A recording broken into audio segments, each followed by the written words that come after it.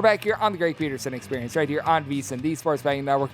The reason why I was stumbling is that I was getting out my paper, I was getting out a pen, because we have got ourselves a World Cup coming up in the next few days. If you guys, much like myself, have never really bet on a World Cup, well, buckle up for safety, because these guys are going to be able to give us a little bit of a roadmap as to what we're going to be expecting, as we've got Anthony Dabbundo, does great work at Action Network, and likewise for Josh Ricker, a soccer journalist, and does the Main Stand podcast. And gentlemen, it is great to have you aboard. And Josh, I will lead off with you on this. Does it feel like this is going to be a different World Cup than normal? Because typically the World Cup, it's played in the summertime. It's typically played when there's been a little bit more off time in terms of just teams that play for the teams that, well, let's call it what it is, actually pay them. And a lot of groups or a lot of teams just finished up like a few weeks ago out there in the continent of Europe. So it just feels like it's a little bit more strange than normal. For sure. It's going to be probably the most unique World Cup of all time, and it's going to be that for a couple of different factors. One, like you said, players are just getting off a really busy period for European play. I think that does pretty well for us in terms of goal lines and stuff like that, because people are going to be the most on form probably they will be throughout the entire year. About a third of the way through the season, a lot of players are kind of reaching peak fitness, so I think that's going to be good. I think the quality of games are going to be better.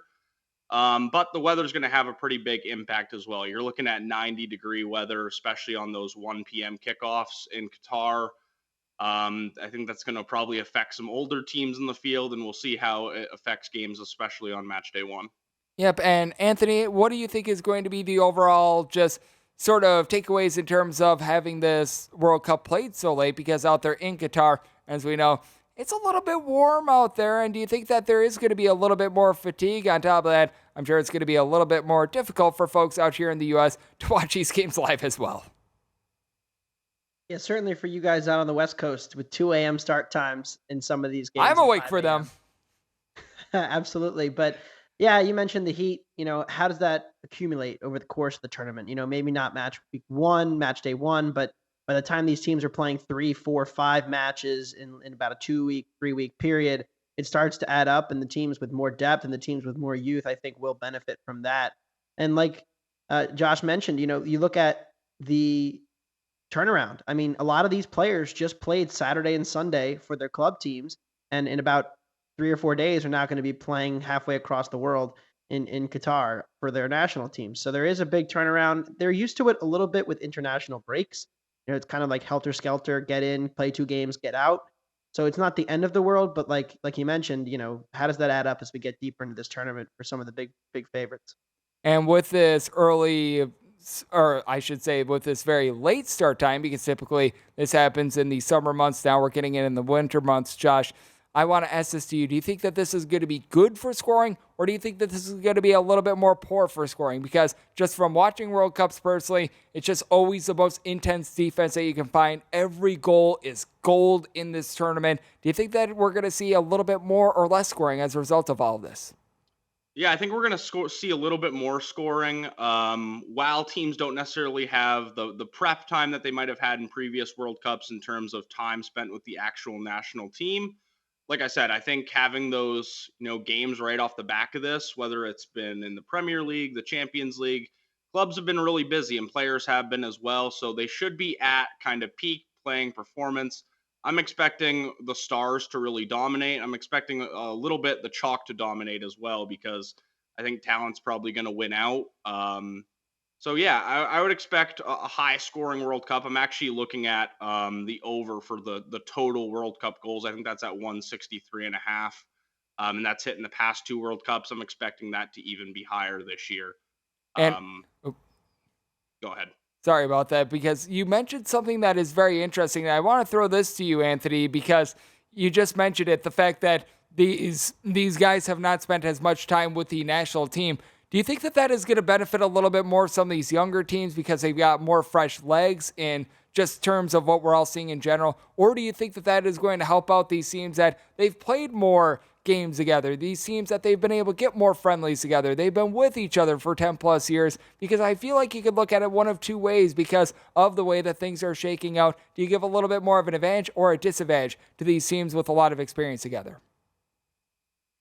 Yeah, history shows that form going into the World Cup typically does matter, and I think it matters even more in this World Cup. How your team has performed in recent friendlies, Nations League, World Cup qualifying. I think that carries even more weight here because you don't really have time to come together and gel. And if you haven't been playing well the last time you guys were together, it's hard to see that teams are just going to flip the switch and be ready to go for when the games really, really count next week. So I think that's, why I'm weighting form and recent form more heavily than I normally would going into a World Cup. We saw last summer with the Euros, recent form would have gotten you on Italy to win it all, but it wouldn't necessarily have gotten you there on England. So I think now going into this World Cup, you're seeing that the teams that are playing at their best right now, the Brazils, the Argentinas, Spain, Uruguay, the Netherlands, those are 5 teams that I think are most likely to go deep here in Qatar.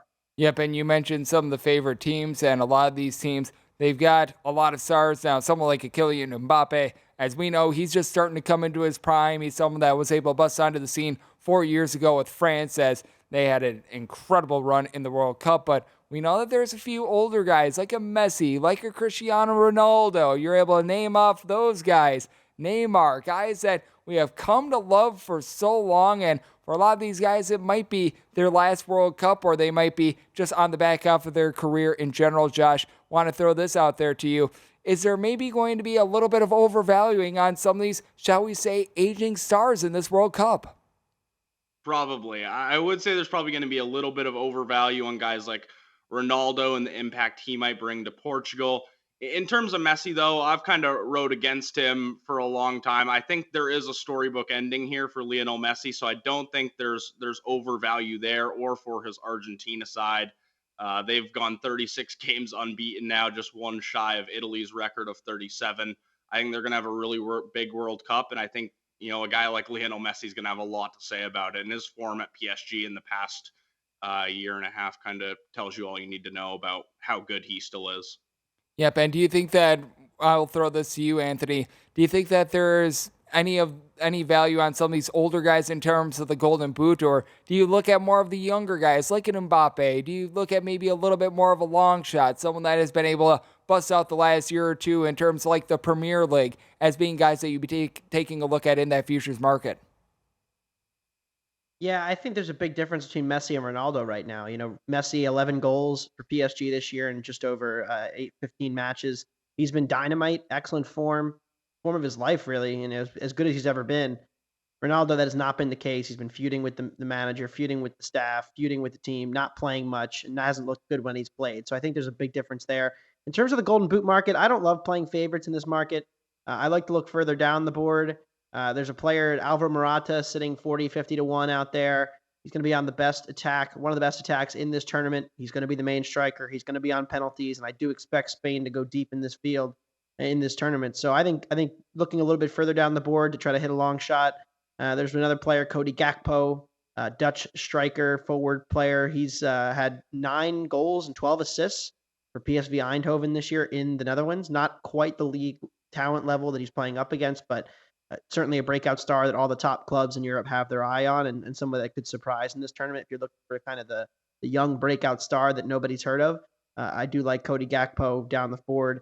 If I had to pick a favorite, I'd probably look to a Harry Kane or a Kylian Mbappe, just because I like the way their group's set up for them to get some goals, and of course both being on penalties. And that's a big key as well. Unlike if you're trying to bet on something like most points scored per game or anything like that, a lot of these things when it comes to like in baseball, a guy to be able to have like the most hits or anything like that, typically you get an equal amount of games. As we know in the World Cup, if you get knocked out, well, you get knocked out, and it's very hard to be able to win this award if your team gets bounced from the group stage. So there's a lot to be able to take a look at, and there's 8 different groups that we need to break down as well. So we're going to have Anthony along with Josh be able to break those down with me next, as there's just so much to be able to take away. As we know in Qatar, it's certainly a very, very different sort of lay of the land there, and it is going to be unlike any World Cup that we've ever seen. So we've got 2 more segments for you guys, taking a look a little bit more at the group stage and what you're going to be able to expect. Next segment with Anthony along with Josh, and then in the final segment, we'll get a little bit more of their futures and just things that you're able to take a look at for the entirety of the tournament, and that comes your way next right here on the Greg Peterson Experience on VSiN, the Sports Betting Network.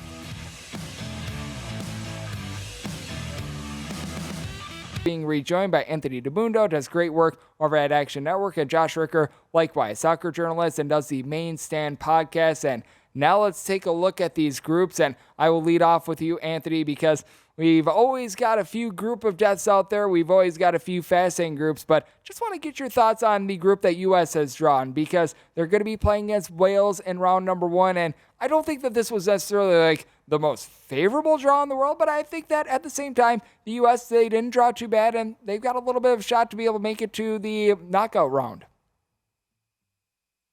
Yeah, absolutely. And they've actually taken some money. They opened right around plus 130 to advance when the markets first opened immediately after the draw. They've been bet down right around to even money. I think if you look at talent on paper in this group, they're clearly the second most talented team after England. But that doesn't necessarily mean that they're going to roll over Wales or Iran. Wales and Iran are both pretty defense first, compact, sit deeper, absorb pressure, look to counter into space, look to play long balls up to their forwards and kind of bypass the midfield a little bit.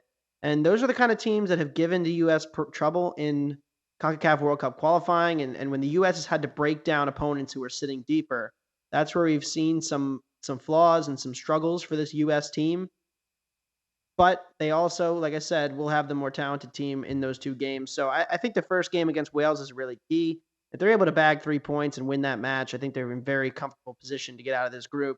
But if they're going into the final day needing a result, needing a win against Iran, it's going to be very difficult to break that team down and to get margin against them. We've seen the U.S. has been in and out of form in the last couple months in the two friendlies. They did not particularly play well against Japan or Saudi Arabia. So there are some reasons for concern. But there are also some reasons for optimism. We have not seen a lot of the U.S.'s top attacking talent on the pitch together at the same time. And right now, knock on wood, everyone is healthy. So it will be fun to watch this young team, who is the second youngest at the tournament, go at it. Yep, I think that is going to be really interesting to take a look at. And then I will just throw at you the U.S. question as well, Josh. What are your overall expectations for them? And do you think that this is a relatively good draw for them in the group stage? Because I do take a look at things, and I certainly think that the draw could be a little bit worse. And to Anthony's point, it feels like it's a very defense-oriented group where you're probably not going to see a lot of goals in these matches. Yeah, I would agree with both of you there. I think it's a pretty favorable draw for the United States. On paper, you're better than Wales and Iran going into these matches. You have to be able to break down a low block, and I think with a healthy United States squad, they can. With guys in the midfield like Yunus Musa, who can really carry the ball, Weston McKennie, who really likes to get touches in the opposition box. I think the U.S. can do it as if these players stay healthy. In terms of a ceiling, I would say probably a quarterfinal match is this team's ceiling. That's a good, future to throw down as well. It can be really tricky. We could draw Senegal in the round of 16, which would be really favorable. We could draw the Netherlands, so that road would be much difficult, but I wouldn't be opposed to throwing a flyer for them to reach the quarterfinals. Yep, I do agree with you there. And then when it comes to just taking a look at teams to be able to win their respective matches or their respective groups, Anthony, is there one out of the 8 groups that we're seeing that you feel like has a little bit of value? Because I do take a look at a team like, say, a Japan, and I feel like they might be a little bit of an under-the-radar team. Germany, time and time again, they've been able to do a very solid job in this World Cup, and they were one that, just when I took a look at the draw itself, they stood out to me. Yeah, you look at Group E, that's been labeled the group of death. Spain and Germany, the two top European, giants getting paired together. With a sneaky underdog in Japan, I think Japan's definitely live to get out of that group. I know everybody's just kind of penciling Spain and Germany into the round of 16, but Japan's the kind of team that can take advantage a little bit. Transition opportunities are where they thrive, and that's where we've seen Germany be very vulnerable, and even Spain a little bit when they do lose possession, being such possession-heavy teams. Morocco is a dark horse I like in Group F. I think Belgium and Croatia are two older teams that come into this tournament just a little bit overvalued. So, you're looking for a long shot to advance. You can get them 2-1 to advance, 10-1 to win the group. Morocco's a team I'm eyeing up, and I like Uruguay. We've talked about Ronaldo prior to this in Group H. Ronaldo being a little bit over the hill here, Portugal relying heavily on him and kind of building their attack around him, despite having other players who are probably better and younger at the moment. That could hurt them. Uruguay plus 185 to win Group H, definitely a bet I already made as well. So there are a few favorites that are a little bit vulnerable here, and you're looking at teams like Belgium and Portugal and Croatia. and seeing if there's a team that can kind of rise up behind them. Japan, for example, a team that probably isn't winning the group, is getting past both of them is a bit of a hill too far. But could they pull off one upset? That wouldn't surprise me at all. It would not surprise me either. And then I'll throw this group at you because this is a very fascinating one, Josh, as we've got we've got out there a group that involves Switzerland, and Switzerland is a team that I take a look at, and they're just a team that in general I feel like is getting a little bit undervalued here coming into it. And I do think that they're a team that they could be able to advance out of their group. I'm seeing them right around even money. Is there a chance that they could be able to win their group and be able to make a run in this World Cup? There is a possible chance. You have to remember they drew Brazil and Serbia in 2018, got 4 points off both of them, draw against Brazil and win against Serbia. And they come into this World Cup with a group of players who have played together for a while, the likes of Granit Xhaka, who's had a really great season at Arsenal, Xherdan Shaqiri, and really good offensive talent. And you have a pretty solid defense as well. So I think in that group, you have to favor Switzerland. And I think they'll actually pull off an upset against a Portugal, or even a Uruguay in the round of 16. I'm pretty high on Switzerland. Again, their defense is pretty strong with the likes of Fabian Schär of Newcastle, Manuel Akanji as well. And going up against teams like Brazil and Serbia who have really strong offenses, I'm going to favor the Swiss here. Yep, there is so much intrigue when it comes to a lot of these groups. And then when it comes to some of these other ones as well, I know that you were mentioning a little bit earlier, Anthony, Senegal, and what we could all be seeing there in terms of their draw. And I do take a look at Senegal, and they drew the Netherlands, Qatar, along with Ecuador in Group A. In my opinion, it feels like it's one that's a little bit open. I take a look at the Netherlands, and time again, they've been able to come up diamonds here in the World Cup. When it comes to a team like Ecuador, I feel like they could be a little bit pesky as well. But do you think that there might be a little bit of value on plus money in terms of Senegal winning this group? I actually think this is the Dutch's group to win here, but I wouldn't be surprised if Senegal were the second place team. I like Senegal a little bit more when we knew that Sadio Mane, former Liverpool star, current Bayern Munich star, was going to be in, and it looks like he's going to miss a couple of the group stage matches. So now it's a little bit harder to kind of make the case for Senegal to go toe to toe with the Dutch. I mentioned in our last segment Cody Gakpo. He's not the only piece the Dutch added. They had a solid Euros last summer, not a great Euros, but they added their star defender Virgil van Dijk back into the fold and Gakpo to their attack, and that was really what was missing. They have Memphis Depay, striker from Barcelona, who's been up and down this season, but adding Gakpo kind of adds another dimension to this attack. And I do think the Dutch are coming into this tournament in excellent form. They fired Frank de Boer, who was the manager at the Euros last year. They hired a new manager. He's brought Louis van Gaal back, and he's done a really good job turning the ship around. They looked excellent in the Nations League this summer. I think the Dutch are not just live to win this group necessarily, but they're chalky, but I think they have a good chance to make a pretty solid run here. The problem is they could see Argentina as early as the quarters, and that would be a tough matchup, but I do think they'll get there. Senegal, we just don't really know right now with all the uncertainty with Mane and whether he'll even be able to play in this group. If he's not able to play at all, I think that opens the door for Qatar and Ecuador to steal that second spot in advance. And Josh, we're talking a lot about these teams that we expect to be able to boom, expect to have a good just run in general in terms of the group stage. Is there a team or two that you take a look at and you think, man, I'm seeing them as like maybe a little bit of a favorite in their group? A lot of people are hyping them up, and I just don't see it with them, and it could be an early exit for them? That's a good question. I think Belgium is one in Group F that stands out. Belgium's a really old team, and they've just been labeled as the number one team in the world, it feels like, for so long, when the results really haven't been there for me. They're in a really open group as well with Croatia, Morocco, and Canada. I think this is probably one of the more open groups in the World Cup table. You look at a team like Canada, really exciting, can get out and play kind of expansive football on the front foot. They could surprise some people, especially in match day one against Belgium. And then you have Morocco as well, which has a really nice offense. You have the likes of Achraf Hakimi from PSG, Hakim Ziyech from Chelsea. So this group's really surprising, and I think Belgium is probably a little bit too overvalued in this one for me.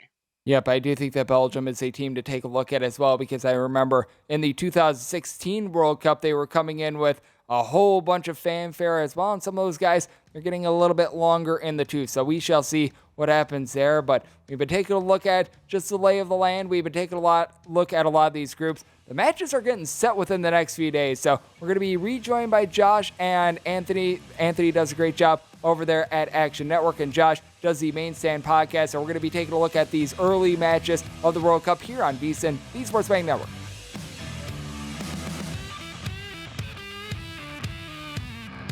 It is a Greg Peterson experience on VSiN, the Sports Betting Network, and that leads us into our pro tip as well, because Anthony, you mentioned this to me a little bit off air, and I would have never known if you wouldn't have brought it up. There's a difference between betting on most goals in the World Cup and the Golden Boot, because with the Golden Boot, you've got the tiebreaker in terms of assists as well. If the guys both score like 5 goals, 6 goals, what have you, that could be a tiebreaker. Most goals, there is no tiebreaker. It becomes a dead heat. So that is actually a very good pro tip and something that might come into account. So be noting that wherever you are betting. But that said, let's take a look at some of these matches. It is all going to be getting going, I believe, on the 20th, as you've got that Qatar versus Ecuador matchup. And just in terms of the first few days of the World Cup, Josh, are there any spots that you're taking a look at that you fired in, whether it be a side, whether it be a total, or heck, a draw, or anything of that nature? Yeah, in the first couple days, I do have a play on this Ecuador Qatar match. I have both teams to score. We talked about that just a couple minutes ago. It's the easiest play of them all, I think. World Cup hosts have scored, I think, in the last 4 World Cups, including South Africa and Russia. And Qatar is just going to be the most kind of used to this environment and whatnot. But my big one in the first couple of days, Monday with the USA versus Wales, I have the USA draw no bet minus 125. I have the draw no bet here just to take a little bit of risk off this one. I do think the USA will win this one. There's obviously more value in just the straight money line, but when you look at the past 3 World Cups, more draws happen on match day 1. I think this will only kind of increase again with the weather in Qatar, people getting used to everything. So I think playing the draw no bet takes a little bit of risk off this. I think we match up pretty well with Wales. Their only threat is really Gareth Bale up top. He's lost a lot of pace here in the past couple of years. He's still a threat, obviously, on set pieces and stuff like that. But on paper, the U.S. should go out and win this game if they can, get a little bit of creativity from the midfield and some finishing from our front players. So that's the big one I'm looking for on Monday. And then, Anthony, I'll throw it to you. In terms of the first few days of the World Cup, has there been any matches that you fired in on yet, whether that be the opening match or just anything beyond that within the next 3-4 days that we're going to be finding? Yeah, I took some Iran plus 1.5. They've come down a little bit here. The market's souring a bit on England, but I think this has to do a lot with England being out of form and kind of uncertain about the situation. You go back to last year's Euros, England won its group relatively comfortably in the end, 2 wins and a draw. But those games were very cagey, very tight, not a lot of scoring chances at either end. The defense kind of locked it down. The attack was a little bit inconsistent. They beat Croatia 1-0. They beat the Czech Republic 1-0, and they tied 0-0 with Scotland. So didn't concede, but only scored 2 goals. Iran's very compact defensively. We've seen them do really well in qualifying, best numbers in Asian qualifying, underlying numbers, that is. And their defense has shown well against these big boys in the past. They just rehired their manager from the last World Cup.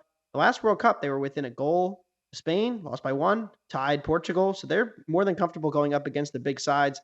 I think that Iran will be hanging around in this game. Maybe lose 1-0, maybe lose 2-1. But England's got a lot of question marks with attack and it right back right now. So I like Iran plus 1.5. Did not bet the opening game. Market moved toward Qatar pretty strongly in the last couple of days. Yep, it is going to be a very interesting round number 1, to your point, with England, probably a team that's going to be a little bit out of form, so we shall see if something brews there. And then when it comes to you, Josh, I know that you've got a little bit of a pick to win it all, and it's been one that I've been hearing for quite a while. It is one of those teams that comes over from Europe, one of those highly touted teams, so take me through who you like to be able to win the World Cup. Yeah, to win the World Cup, I have Argentina at plus 550. Brazil are the favorites here. I haven't really got that since all of the lines came out for Brazil. Argentina, again, they're on that 36-match unbeaten run. 3 of those matches in that span are actually against Brazil, one being the Copa America final, which Argentina won. I think Argentina have improved so much in the past couple of months as well, with Christian Romero from Tottenham in that defense. They have some creative midfielders, and Lautaro Martinez up top is a really lethal finisher from Inter Milan. Again, it's kind of a storybook ending for Messi, and it's a little bit of a chalky pick, but the World Cup winner always is going to be. At plus 550, it's a price I'm willing to pay for Argentina. Yep, and I know that actually you, Anthony, are the one that you're going over there and you're taking a look at Spain. Take me through why you're going to be taking a look at Spain right now. In a lot of places here right now, number 4 on the odds board, right around about a plus 850, give or take a little bit. But I know that there's been a lot of people on Spain, and I do think that they've got a lot of firepower and can certainly make some noise, and they've got a lot of good recent history on their side as well. Yeah, Spain had the best underlying numbers at the Euros last summer. They were within a penalty shootout of getting to the final. They had the best expected goals difference in that tournament. And the story with Spain always seems to come down to Morata and his finishing. And he's the only striker they really take that they trust at this point for this tournament. And he's been in decent form for Atleti this season, but not great.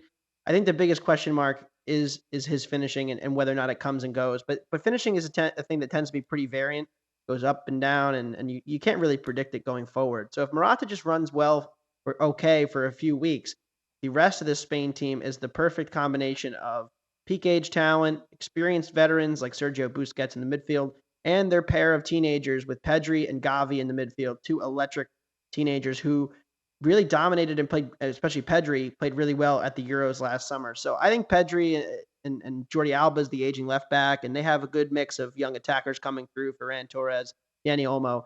They're a very complete team. I think they should be priced up there with Brazil and Argentina. I actually think those are the 3 best teams. I would have them above France, above England.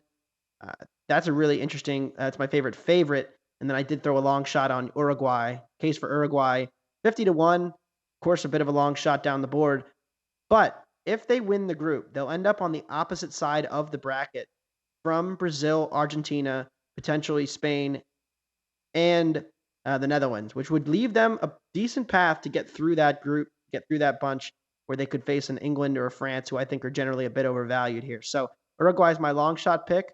I said earlier I like them to win the group, but Spain is my go-to outright at plus 850. And I know that you've got a long shot for a group that I'll get to in a minute, and I'll throw it to you, Josh, first, because one group that I noticed didn't have a single team that was really towards the top of the board to be able to win the World Cup. That would be the group that is, in my opinion, as open as it gets. That's Group F. That is the one where Belgium really is a favorite.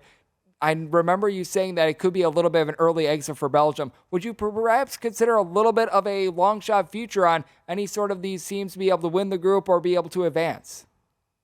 I throw a long shot on Canada. I think they're plus 200, I think, to win the group or qualify. I think Canada could, cause some trouble in that group. I don't see them doing much in terms of, or Morocco, to be fair, in terms of getting to the round of 16 and doing any sort of damage. So Group F, I think, is pretty straightforward. I think whoever advances probably gets knocked out in that first playoff round. Yep, I agree with you there, and I know that, Anthony, your long shot is in this group, so take me through what you like in terms of a team that's right around 10-1 to be able to win this group. Yeah, I took some Morocco to win this group. We talked about Morocco, with Ziyech and Hakimi. They have some of the best wide players in this entire tournament, and the interesting thing with Morocco, they had the best underlying numbers in Africa during World Cup qualifying. They come into this tournament in good form. But it's not just that. They fired their old manager, brought in a new manager, and that new manager has brought back Ziyech and Nasser Mazraoui, who plays for Bayern, another fullback. Those 2 had been frozen out under the previous manager. They're back in international play, and Morocco had a solid performance at the last World Cup, had a solid performance in underlying numbers in qualifying, like I mentioned. They're live to win this group. I think they match up well. I've already bet both underdogs, both Morocco and Canada, plus a half for Morocco, plus 1.5 for Canada against the 2 favorites. I'm going to be riding this group chaos all the way, and I think that Morocco not only is live to advance 2-1, but is live to win the group at 10-1. They're a fun wager, and in 3-6 matches, anything can happen. Gentlemen, this is going to be the most unique World Cup that we've ever seen. It's going to be the first World Cup that takes place in November/December that I can remember. If it happened, it was well before I was born. So there is that. And Anthony, I know that you do a great job over there at Action Network. And Josh, I know you do a great job with all of your podcasting. Take a look at things as a soccer journalist. You guys do an absolutely amazing job. Thank you so much for joining me. It is always great to be able to get something different on this show. And when it comes to the World Cup, it comes around every 4 years. We're going to be embracing it. Something else we're embracing, college basketball. We're going to be hitting upon that next right here on VSiN, the Sports Betting Network.